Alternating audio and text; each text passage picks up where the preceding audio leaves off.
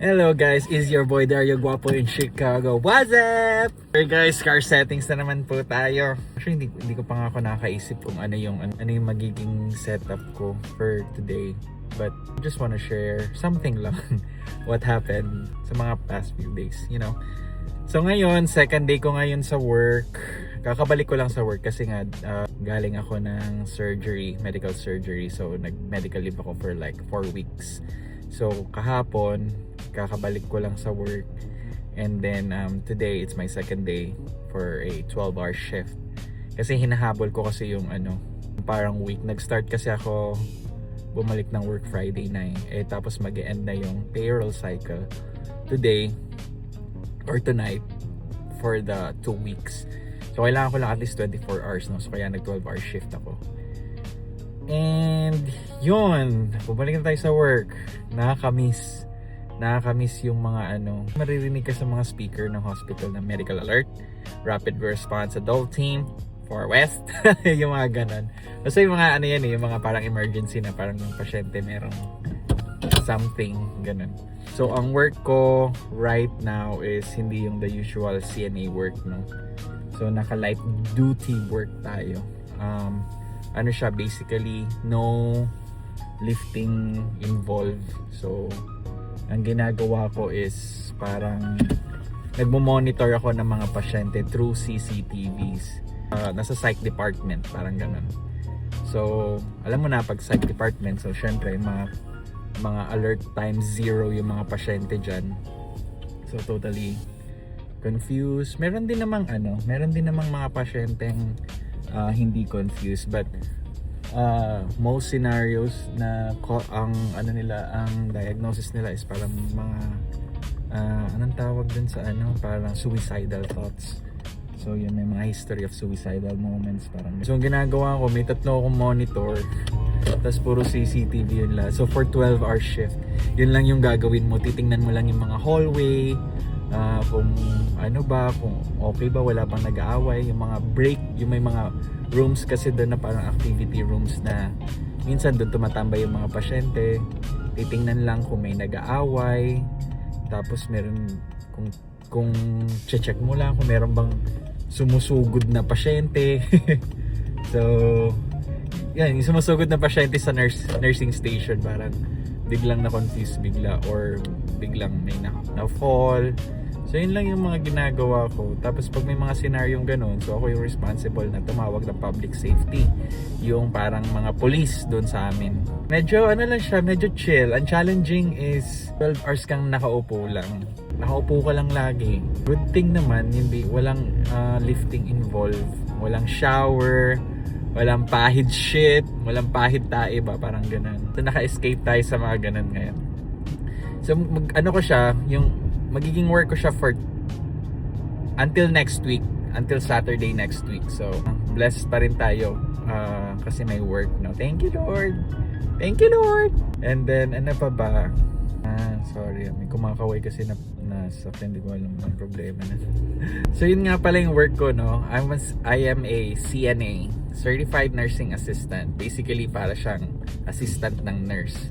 Kasi parang kami yung frontliner ng nurse. Frontliner din naman yung nurse, pero syempre pinag-aaralan nila yung case ng pasyente. So pag kunwari may kailangan yung pasyente na petty things lang, like paon ng ilaw, ganun, gusto pumunta ng bathroom, manghihingi ng meds, ganun. Kami yung parang mga frontliners na nag-aasikaso sa mga pasyente. And minsan yung mga kunwari may accident, like tulad ng mga umihi, gano'n, tumae. So kami yung nagpupunas, ganun, kami naglilinis. Ang layo dati kong work na as a key account manager sa Philippines, no? Ngayon CNA na nasa healthcare. Tuluyan na talagang nasa healthcare. Healthcare din naman ako sa Philippines dati kasi nasa industry ako ng pharmaceutical. So ngayon tuluyan na talagang naging healthcare.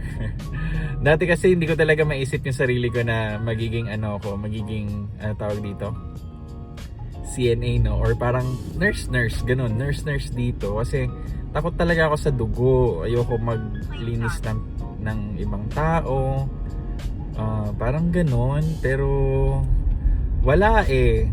Nag-try naman ako ng mga ibang work dito. Nag-try ako mag-apply sa mga multinational companies, no? Like yung mga companies na pinag-workan ko dati sa Philippines. Pero ang hirap lang. Hindi ko alam bakit hindi mapansin yung hindi mapansin yung resume ko. Hindi ko talaga alam. Gusto ko lang makatanggap ng invitation na gusto nila ako ma-interview, no? Para ma-express ko din naman bakit ako nag-apply at saka ano yung makakontribute ko sa company, no? Kasi lalo na nandito yung mga headquarter mostly ng mga multinational companies like Abbott, ano pa ba? Meron din dito yung Takeda, nandito yung Avi ba? Hindi ko alam kung paano i-pronounce yun. Avi Abbvie. So yun.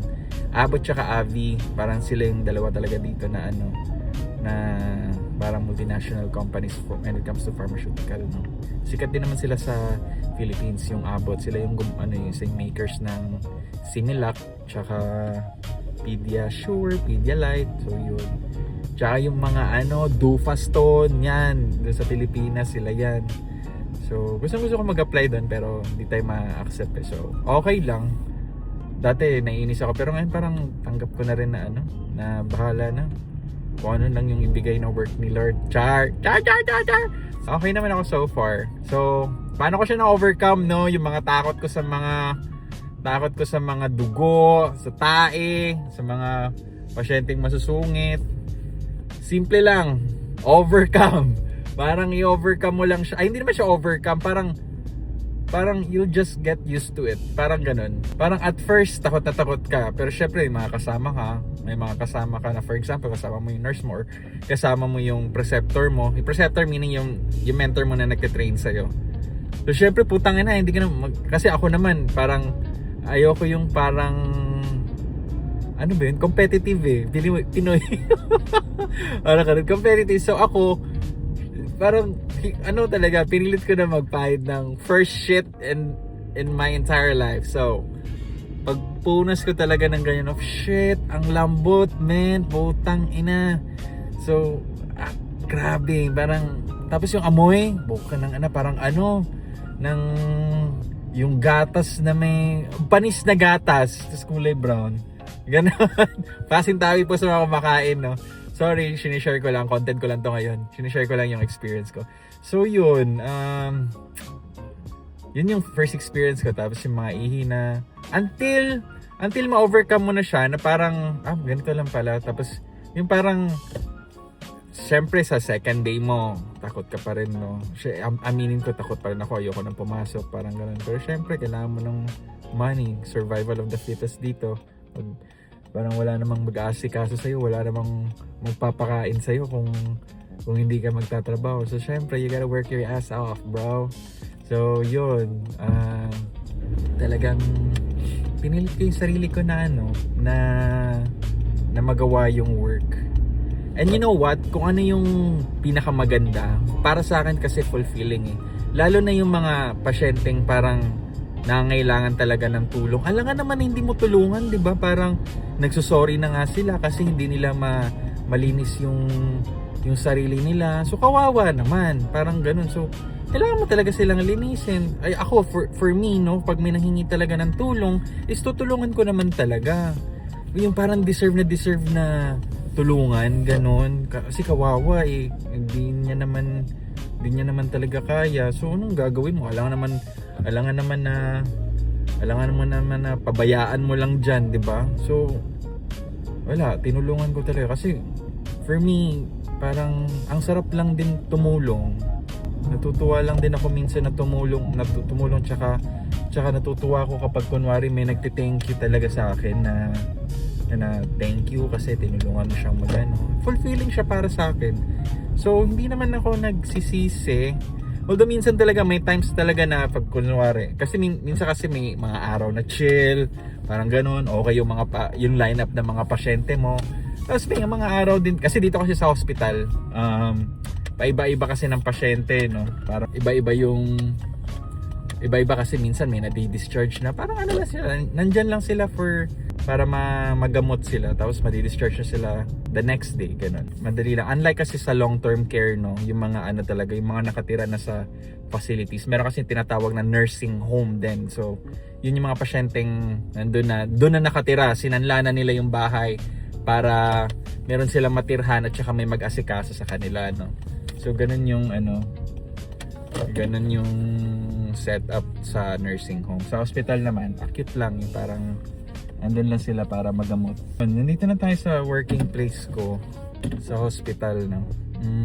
Cow Park lang ako. Pakita ko sa inyo yung hospital, guys. So yan yung hospital, yan siya. Yan yung hospital. Lutheran General Hospital, Lutheran. So yun, ang ganda lang ng feeling na kumakausap ka sa camera para may kausap ka. Basta next time may share din ako. So yun. And so yun yung work ko as a CNA. And then happy naman ako so far, no. And ngayon mag-work ulit tayo, magbabantay tayo ng mga pasyente. And what I like about this work, guys, is parang pag-uwi mo, wala ka nang dinadalang work, uuwi ka na lang, tapos may sahod ka, parang ganun. Tapos yun lang, per day din yung bayad sa'yo. Ay, per hour pala. Hindi pala per day. Ano yan, Philippines? Ito, joke. Strike out for the record. So yun, bayad naman din. Ang gusto ko lang is parang pag uwi mo ng bahay, kakain ka lang, tapos maghintay ka lang ng walking, tapos tulog na ulit. And then the next day, work na naman ulit. So yun.